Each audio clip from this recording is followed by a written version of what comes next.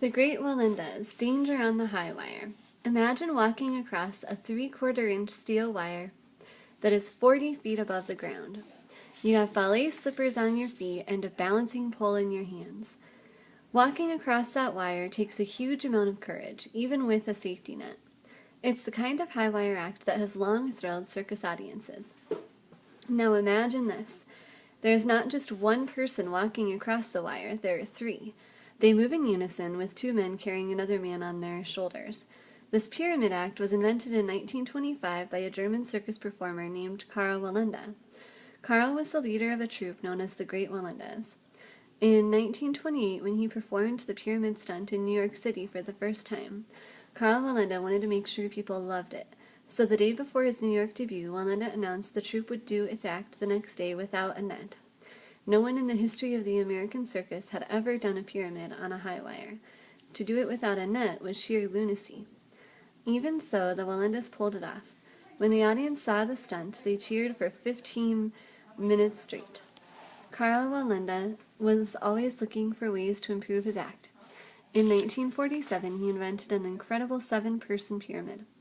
In his new act, 4 men walked on the wire. They were connected by steel rods fitted to shoulder harnesses. 2 more men stood on these rods, forming a second tier. They too were yoked by a steel rod fitted to shoulder harnesses. On the third tier rode the 7th member, a woman perched high on a chair. Her chair rested on the rod that connected the men directly below her. The 7-person pyramid, performed without a net, may have been the most outrageous and dangerous circus stunt of all time.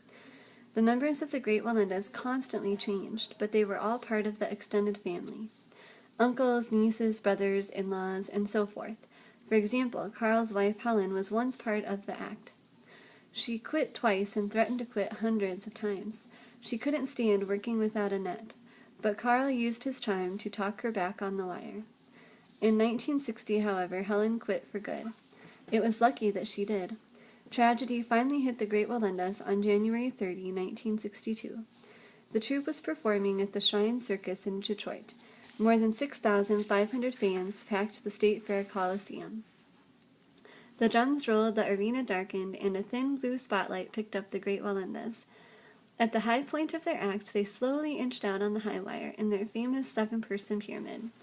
Dieter Schoep, a nephew of Karl Wallenda, led the way. It was the first time he had performed in public with the Great Wallendas. Jenny Wallenda Fagan was standing on a platform at the end of the wire. She could see Schoep was in trouble. He was holding his pole with the tips of his fingers instead of the palms of his hands, she said. He was getting tired. I saw him toss the pole into the air slightly to get a better grip. When he did that, he lost his balance. Schoep cried out, "I can't hold on anymore, I can't hold on anymore." With that, the whole pyramid collapsed. Schoep was killed as he tumbled to the ground 40 feet below. Richard Vaughan also died, and Mario Wallenda was permanently paralyzed below the waist. Somehow, the others managed to grab hold of the wire and wrap their legs around it to save their lives. Only a miracle saved Jana Schoep, Richard's wife, who was riding in the chair. As Jana plunged toward the ground in almost certain death, Karl Wallenda reached out and grabbed her arm. Gunther Wallenda grabbed her other arm. Circus workers below used a tumbling mat to catch Jana when the 2 men let her go. Still, she suffered a concussion when she bounced off the mat and hit her head on the concrete floor. The 3 men, still on the wire, managed to drag themselves to the safety of the platform. "It was like a nightmare," said Karl later. "I still can't believe it." The Great Wallendas lived by their own special motto: life is on the wire, the rest is just waiting. Doing Daredevil high-wire stunts was the heart and soul of their lives. So, despite the death of the 2 family members, the Great Wallendas performed the very next night. Instead of the 7-person stunt, they did a 3-man pyramid. The sold-out crowd roared its approval. Still, Gunther Wallenda had a rare moment of doubt. "Yes, the show must go on," he said. "Every once in a while you get to thinking, why?" The 7-person pyramid was dropped from the act after the accident. But Karl Wallenda went on performing death-defying high-wire stunts. Many times he worked alone. At the age of 66, he walked over Georgia's Tallulah Gorge, 750 feet in the air. A year later, he did a 640-foot walk across the stadium in Philadelphia. His walk that day thrilled the crowd. He even did a headstand on the wire halfway across. However, his wife Helen refused to watch him. "I always sit in a back room and pray," she said. On March 23, 1978, Carl Wallenda tried to walk on a wire between two hotels in Puerto Rico. He was 73 years old at the time. Still, for him, it was not a hard stunt. The planned walk was 100 feet above Ashford Avenue. Officials tried to warn him the winds could be gusty. "Don't worry about it," said Carl. "The wind is stronger on the street than up here."